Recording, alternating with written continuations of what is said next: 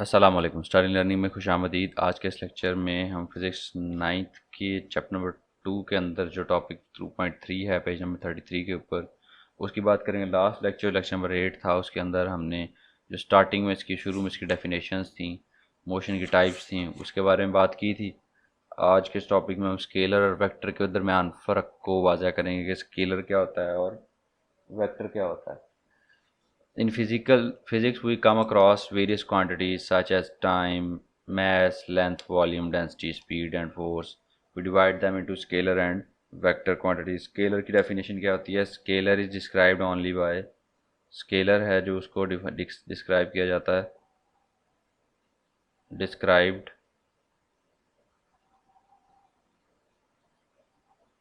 by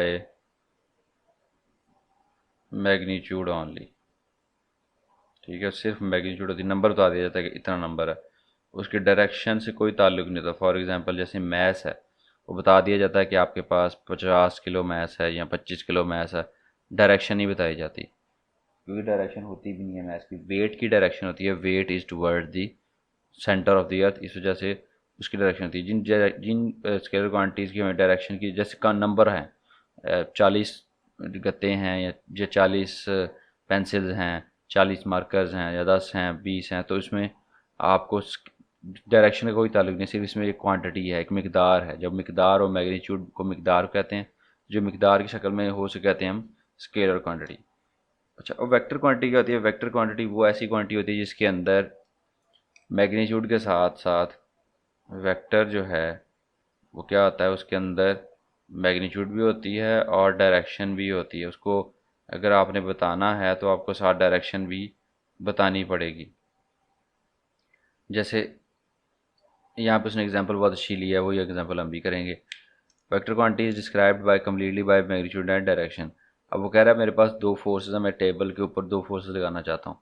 ठीक है, अगर मैं एक ही तरफ दोनों फोर्सेज लगा दूंगा F1 और F2, जैसे यहाँ पे टेबल है एक मेरे पास,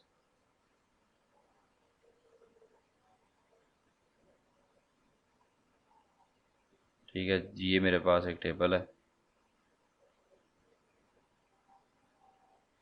इसके अगर मैं F1 और F2 दोनों फोर्सेस इसी डायरेक्शन में लगा दूं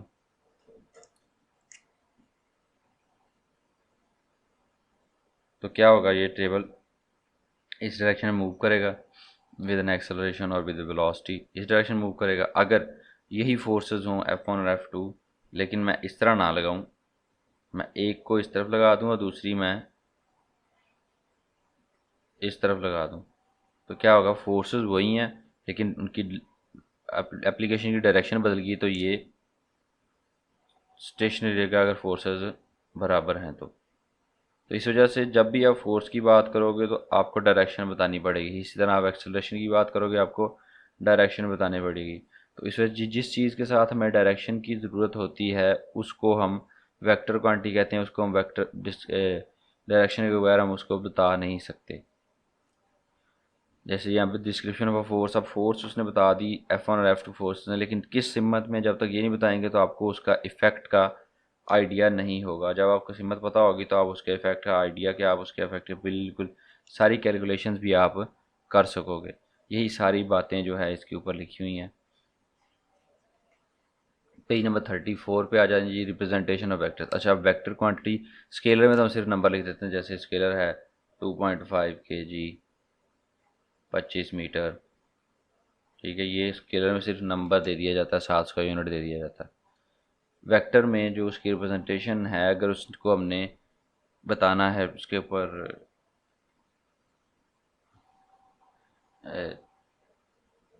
कॉपी के ऊपर हमने लिखना है, रजिस्टर के ऊपर हमने लिखना है, तो वहाँ पे हम फिर इसका यहाँ तो बोल्ड लेटर्स में लिखते हैं, सिंबल जो होता है उसका, उसकी वैल्यू दूसरी तरफ आती है। जैसे ये देखें, ये बोल्ड लेटर है, लेकिन कॉपी के ऊपर बोल्ड करना, इस तरह लिखते हुए बोल्ड करना, वो इतना अच्छा ही नहीं आता। जो बुक के ऊपर होता है वो, to differentiate vector from scalar quantities we generally use bold letters to represent vector such as F, A and D और अ बार और एरो ओवर देयर सिंबल।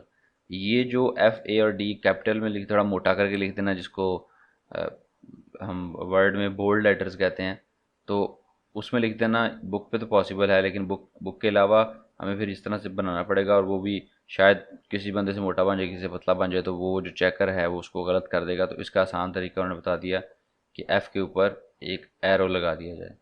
जब एरो लगा दिया जाएगा ये होगी वेक्टर क्वांटिटी। ठीक है, ये थी बुक के अंदर लिखने की। लेकिन इसके जो रिप्रेजेंटेशन ऑफ वेक्टर है ना, ये जो दूसरा है, पहले पार्ट में, पहले पैरे में रिप्रेजेंटेशन ऑफ वेक्टर है, वो इस तरह से हम रिप्रेजेंट करते हैं उसके सिंबल को। और दूसरे में वेक्टर को ग्राफिकली कैसे करते हैं। अक्सर लोगों से जब क्वेश्चन किया जाता है, मैंने अभी तक जो ऑब्ज़र्व किया, जितने बच्चे मैंने पढ़ाए हैं, ग्राफिकली का आंसर पूछो तो ये लिख देते हैं, इसका आंसर पूछो तो ये लिख देते हैं, वो उलट कर देते हैं वो। तो ये है था सिंपल रिप्रेजेंटेशन ऑफ वेक्टर। अब ग्राफिकली कैसे होगा, ग्राफिकली ग्राफ से निकला है। ठीक है, तो ग्राफ की शक्ल में, तो ग्राफ आपको अगर बता, तो अगर इतना ही आइडिया है कि ग्राफ होता क्या, तो आप उसको कभी भी गलत आंसर नहीं दोगे इसका। फॉर एग्जांपल जैसे यहाँ पे उसने एक वेक्टर बनाया हुआ है A B with V, velocity का वेक्टर है, वेक्टर वी है किसी भी चीज़ का, उसको उसने कहा graphically vector can be represented by a line segment with an arrow head. एक साइड पे एरो हेड होता है, जैसे ये बी के ऊपर है, और लाइन सेगमेंट होता है ए टू बी, एक लाइन सेगमेंट है।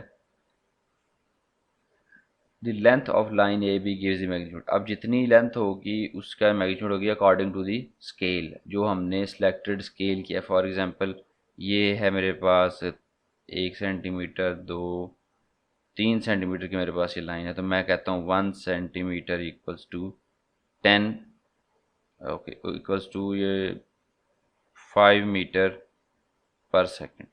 तो अगर मैं 3 पे शो करवा रहा हूँ तो इसका मतलब क्या है, 3 सेंटीमीटर है।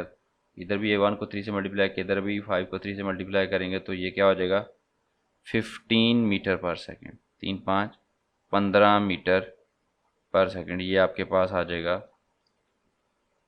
v की वैल्यू आ जाएगी इस स्केल के हिसाब से, क्योंकि हमने जो स्केल डिफाइन किया था वो ये 1 सेंटीमीटर इक्वल्स टू 5 मीटर पर सेकेंड था। ठीक है, ये यहाँ तक यही बातें थी। अब आगे उसने एक एग्जांपल की हुई है, इसको वेक्टर को ड्रा करने की, हम इसको भी फ़िलहाल नहीं करेंगे। Terms associated with motion. अब टर्म्स जो हैं जो एक मोशन के साथ एसोसिएट होती हैं वो कौन सी होती हैं, हमने कुछ तो पढ़ ली हैं पहले, जिसमें ये टाइप्स ऑफ मोशन पढ़ी थी। हाँ, रेस्ट और मोशन की टाइप, रेस्ट और मोशन की डेफिनेशन पढ़ी, फिर टाइप्स ऑफ मोशन पढ़ी। अब जो इसके अलावा जो मोशन के अंदर टर्म्स इन्वॉल्व होती हैं कौन कौन सी, एक पोजीशन होती है, और दूसरी डिस्टेंस और डिस्प्लेसमेंट होता है, और तीसरा जो है आपके पास स्पीड एंड वेलोसिटी, और फिर एक्सेलरेशन, यूनिफॉर्म वेलोसिटी, और फिर एक्सेलरेशन है, फिर यूनिफॉर्म एक्सेलरेशन है, बहुत सारी चीज़ें हैं। तो 40 पेज तक ये सारी चीज़ें ख़त्म हो जाती हैं। अब अगला हम करते हैं जी, हमारे पास है जो टर्म्स हैं, कौन कौन सी टर्म एसोसिएट है।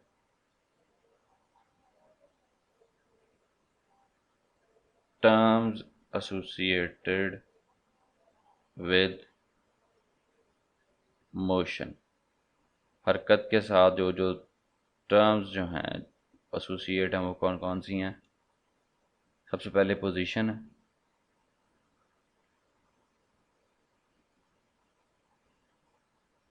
पोजीशन क्या कहते हैं, किसी भी चीज़ के लिहाज से उस चीज़ की location with respect to a reference point is called position. For example the term position describes, जिसकी डेफिनेशन है ये पूछ ली जाती है, ये भी आपने याद करनी है। The term position describes the location of a place और a point with respect to some reference point called origin. जो भी आप रेफरेंस पॉइंट लोगे उसको हम ओरिजिन कहेंगे। फॉर एग्जांपल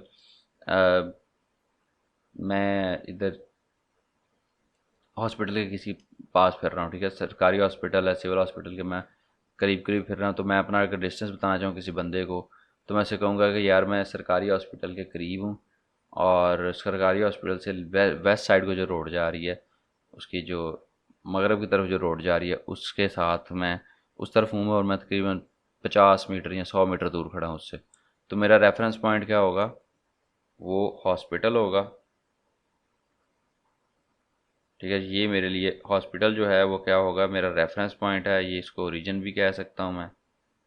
और उसके ईस्ट वेस्ट है तो उसके वेस्ट ईस्ट वेस्ट उसके वेस्ट साइड पे मैं डब्ल्यू ये वेस्ट साइड है, वेस्ट साइड पे मैं 100 मीटर दूर खड़ा हूँ।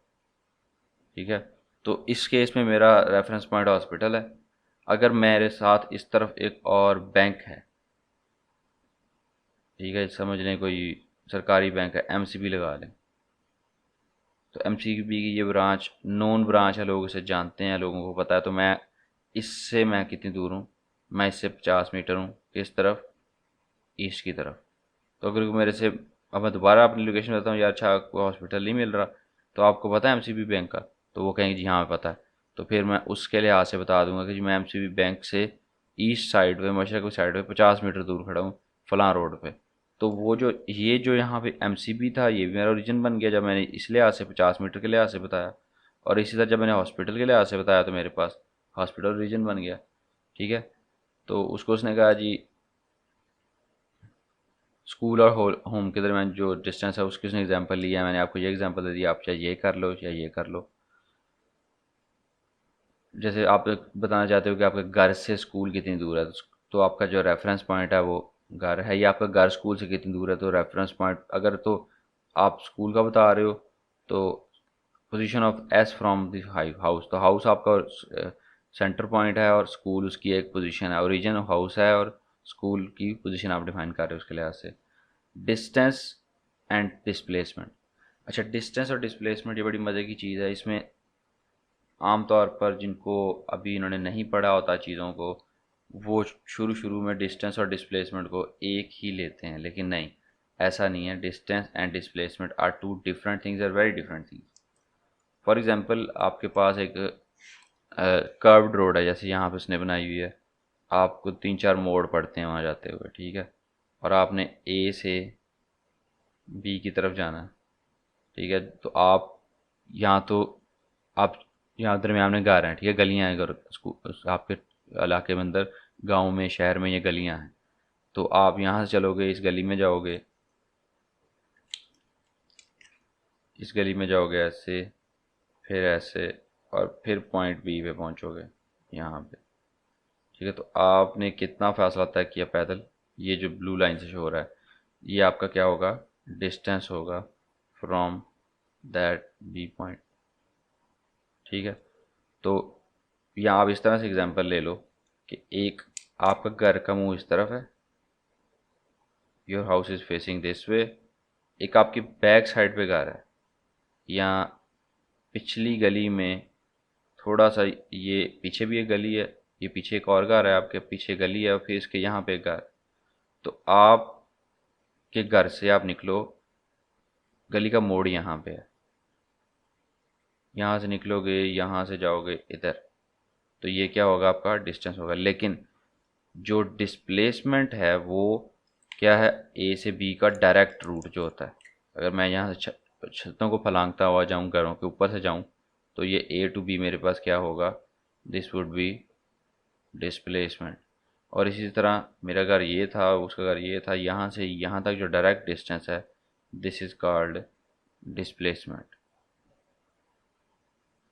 ठीक है, तो length of path between two point is called distance. जो रास्ता है, जिस रास्ते को हमने फॉलो करना है, उसके अलावा रास्ता नहीं है, तो उसको अगर फॉलो करेंगे तो उसको वो कर्व भी हो सकता है, उसके अंदर मोड़ हो सकते हैं, उसके किसी तरह से भी होता है, जैसे यहाँ पे मोड़ मैंने दिखाया, तो ये क्या है, आपका डिस्टेंस है। लेकिन अगर मैं डायरेक्ट जा सकूँ ए से बी की तरफ, या यहाँ से इस पॉइंट से यहाँ तक डायरेक्ट जा सकूँ, तो जो डायरेक्ट पॉइंट होता है, डायरेक्ट डिस्टेंस होता है, दैट इज़ कॉल्ड डिस्प्लेसमेंट। और डिस्प्लेसमेंट की डेफिनेशन इस तरह से, the shortest displacement is the shortest distance between two points which has magnitude and direction। ठीक है, अब पॉइंट ए और पॉइंट बी को उसने डायरेक्ट, और ये एरो हेड के साथ उसने इसको ज्वाइन किया, तो इसकी डायरेक्शन बतानी पड़ेगी कि मैं ए से बी जाना है, ये किस तरफ है, ईस्ट वेस्ट, तो ये नॉर्थ की तरफ है, इतने डिस्टेंस पे। डायरेक्ट रूट अगर आपने बताना है तो फिर आपको डायरेक्शन बतानी पड़ेगी। इसमें आप डायरेक्शन नहीं बता सकते, आप पहले इस तरफ जा रहे हो, फिर इस तरफ जा रहे हो, फिर वापस जा रहे हो, तो ये जो है इसमें डायरेक्शन बताना मुश्किल है। लेकिन जो डिस्प्लेसमेंट होती है उसमें डायरेक्शन आप डायरेक्ट बताते हो, आपने सीधा सीधा रास्ता, शॉर्टेस्ट पाथ जो आप वो फॉलो करते हो। उसके बाद है जी speed and velocity. Speed and velocity के अंदर फ़र्क देखेंगे हम पहले पहले हम देखेंगे स्पीड को, और फिर उसके बाद जो यूनिफॉर्म स्पीड होगी उससे हम वेलोसिटी को बनाएंगे आगे। स्पीड एंड वेलोसिटी क्या थी? When information do we get by knowing speed of the object. जब मूविंग ऑब्जेक्ट का स्पीड पता चले तो हम कैसे उसका हम उसके बारे में क्या देख सकते हैं? Speed of an object is the rate at which it is moving. Rate speed होती है टाइम के लिहाज से, कितना वो डिस्टेंस कवर कर रहा है उसको कहते हैं। This unit may be second in hour. अच्छा ये कहता है in other words the distance moved by object is in unit time is its speed. एक यूनिट टाइम में जितना आप डिस्टेंस कवर करते हो उसकी स्पीड होती है। तो distance covered by an object is in unit time is called its speed. तो स्पीड क्या होगी आपके पास? यूनिट टाइम के अंदर जो डिस्टेंस कवर किया ऑब्जेक्ट ने उसको हम स्पीड कहते हैं। और उसका फार्मूला होता है आपके पास distance over time. Unit time में पता करना है 1 सेकंड में। मेरे पास अभी मैंने 5 सेकंड का स्टॉप वॉच पे नोट किए और बंदे ने 50 मीटर या कह लें 25 मीटर डिस्टेंस कवर किया है 5 सेकंड के अंदर।